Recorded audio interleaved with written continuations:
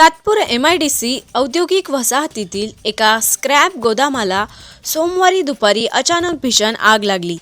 पाहता पाहता आगीने गोदामाचा मोठा भाग जळून खाक झाला।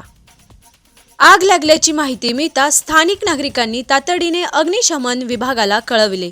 माहिती मिळताच नाशिक महानगरपालिकेच्या अग्निशमन दलाच्या अनेक गाड्या घटनास्थळी दाखल झाल्या आणि आग विझवण्याचे काम युद्धपातळीवर सुरू झाले।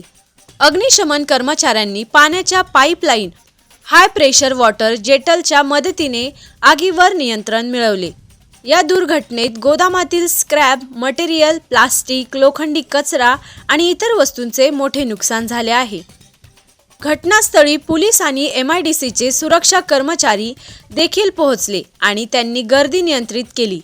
आग लागण्याचे नेमके कारण पोलीस आणि अग्निशमन विभागाकडून शोधले जात आहे।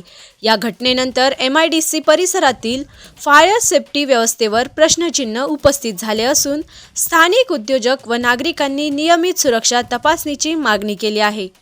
RB न्यूजसाठी पांडुरंग भांगरे, मोखाडा।